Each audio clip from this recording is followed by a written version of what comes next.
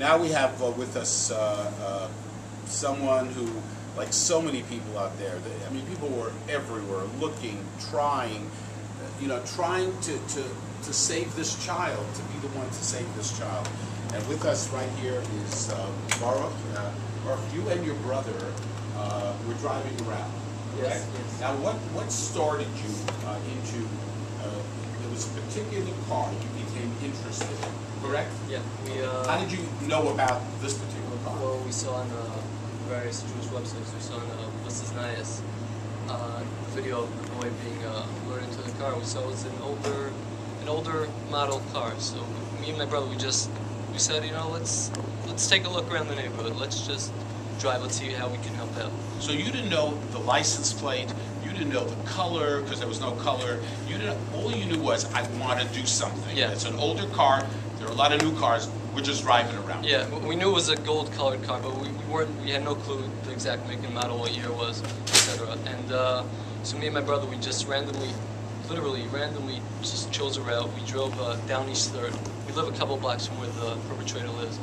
But we just randomly drove there. And you concentrated on that area? Yeah, my brother was driving. He just chose that area. He doesn't even know why. He just randomly drove there. And so we got to Cortellian C. This is like 3 minutes after we started driving. We see this older car, this small sedan. So it's pretty much fit from what we saw in the video. We weren't 100% sure. We decided, let's just, what the heck, let's just take pictures, let's take videos, and we'll review it later. So we looked at all the details, we took pictures, and then we continued on. We drove for a few more minutes.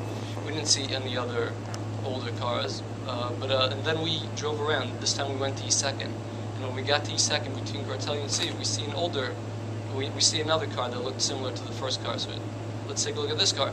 And we got out of the car, we look at the license plate, and I jumped.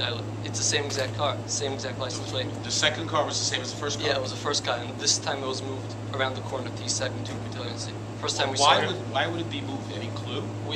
I didn't know. At first we theorized that maybe the guy it's alternate side parking. It didn't make sense that why it would move all of a sudden after we were there. I started getting suspicious, and I ran back in the car. And as I ran back in the car, I see in front of the house next to us, this guy was looking at us. Oh my goodness. And this wasn't just some regular. Standing where exactly? He was standing in front of his house, and on the steps above. I think in front of the steps, and he was looking at us, and I noticed he had this look. He didn't have just this regular look of a guy just walking down the street. He had this desperate look on him. And the thing that got me the most was that he also had the similar cap that was in the video. He had a triangular cap. I'm not sure what it's called exactly. Baruch, what time was this? This was around 1 o'clock. 1 o'clock in the morning? Yeah. And around that time. And so we were debating, oh my God, but he did not have a beard. In the video he had a beard, so we weren't sure, something is up, we weren't sure exactly. So we, we assumed, now we realized that he must have shaved it off. But we drove to the end of the block, we stopped by. So he's there, you leave him. Yes, we drive down the block. I was nervous, I just told my brother to drive. And so we went to the end of the block, we wanted to see what would happen. Maybe the car would drive past us, maybe whatever. We just wanted to see what would happen next. So we waited by the pump for a few minutes, nothing happened. So we decided to go around the block again. So we went to East 3rd, then we went to East 2nd, and we looked for the car. He wasn't there. The guy wasn't there, or the car wasn't there either.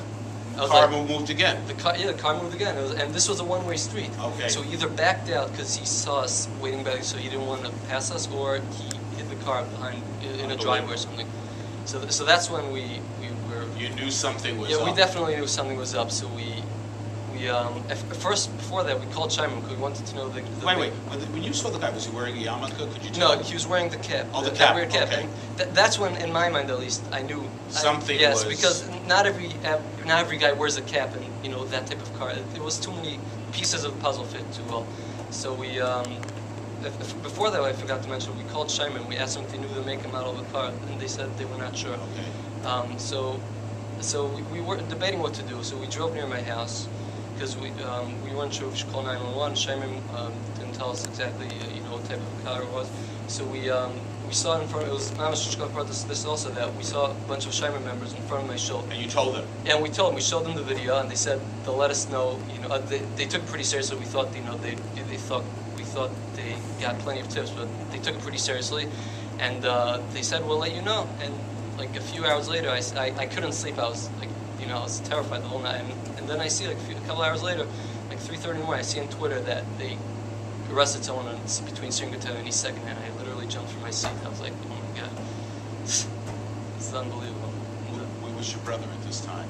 My brother, he was a bit more skeptical. He went to sleep, but I couldn't. I kept on checking updates every minute, and so that's when I realized that was definitely him. Wow. That was, Wow. That's amazing. God bless you. And again, you couldn't go to sleep. Just like Claudia's show. Couldn't go to sleep. It's an incredible story.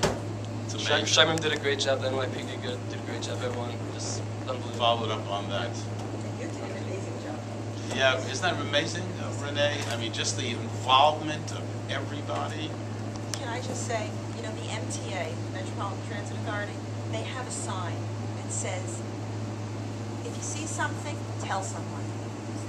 And if you see something, say something. Right, exactly. Well, if we can do about objects, a knapsack laying on the ground, isn't that what we should be doing for our children?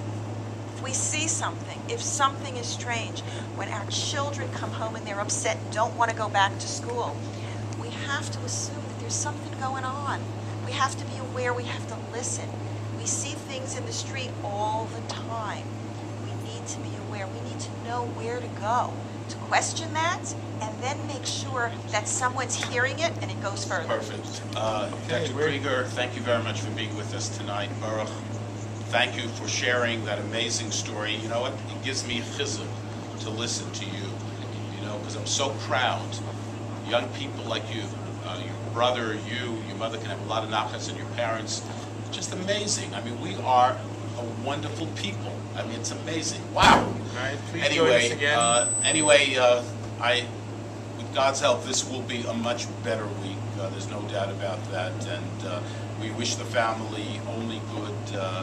What can I tell you? I don't even know what to say. I have not paid a shipper call yet. Yeah. Nice. Thank you, Dov.